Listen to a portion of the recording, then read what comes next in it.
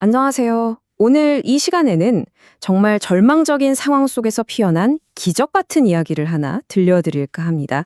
수의사들마저 포기하라고 했던 한 생명에 대한 이야기죠.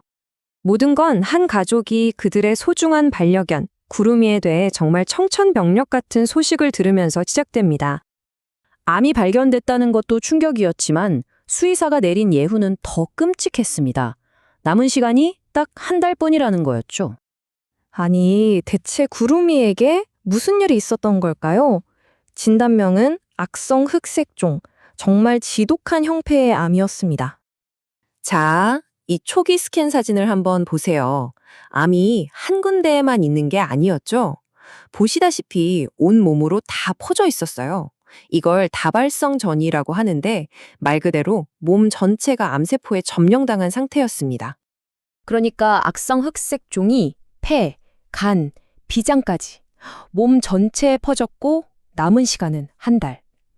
구루미의 가족은 정말 상상조차 하기 힘든 끔찍한 선택의 기로에 놓이게 된 겁니다.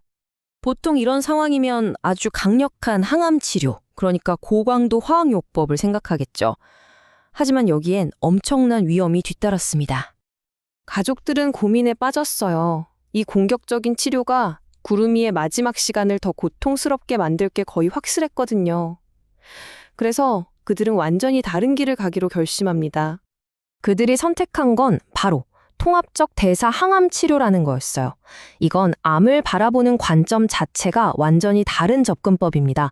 암세포를 직접 때려잡는 게 아니라 암세포가 도저히 살 수 없는 몸속 환경을 만드는 거죠.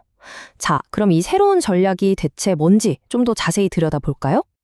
암을 굶기는 방법이라 좀 강렬하게 들리죠? 이게 실제로 어떻게 작동하는 걸까요? 핵심 아이디어는 생각보다 간단합니다. 바로 암의 보급로를 끊어버리는 거예요. 이 치료는 크게 세 가지 전력을 동시에 사용해요. 첫째, 암세포의 밥줄, 그러니까 에너지원을 차단하고요. 둘째, 암세포한테 더 자라라, 더 퍼져라 하고 명령하는 신호를 교란시킵니다. 그리고 마지막으로 애초에 암이 자랄 수 있었던 몸의 내부 환경, 그 토양 자체를 건강하게 바꿔주는 거죠. 그런데 여기서 진짜 중요한 건 어떤 약을 쓰느냐가 아니었어요. 바로 어떻게 전달하느냐의 문제였죠. 바로 이 약물 전달 시스템, DDS라는 개념이 구루미 치료의 핵심이었습니다. 이건 그냥 약을 몸 전체에 퍼뜨리는 게 아니에요. 건강한 세포는 안전하게 지키면서 오직 암세포만 정확하게 타격하는 기술이죠.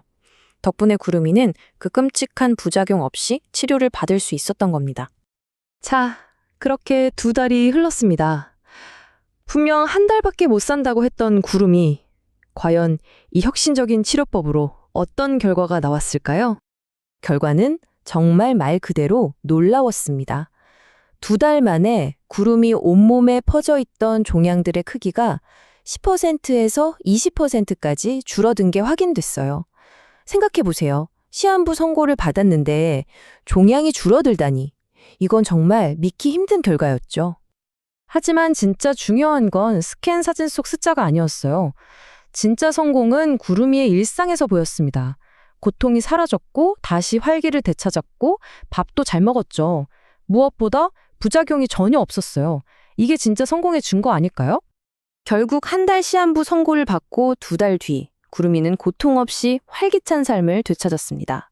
이 치료가 단순히 생명을 연장한 게 아니라 삶의 질을 되돌려줬다는 게 정말 중요합니다. 그리고 구루미의 이야기는 단순히 한 강아지의 기적을 넘어서 우리가 암 치료를 어떻게 바라봐야 하는지에 대한 근본적인 질문을 던지고 있습니다.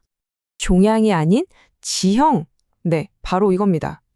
구루미의 이야기는 그냥 특이한 사례가 아니에요. 암 치료에 대한 생각, 그 철학 자체에 거대한 변화를 의미하는 거죠. 이 치료를 이끌었던 수의사 선생님의 이 한마디가 모든 철학을 완벽하게 보여줍니다. 그러니까 진짜 목표는 질병을 죽이는 게 아니에요. 몸을 치유해서 몸 스스로가 질병과 싸울 수 있게 만드는 겁니다.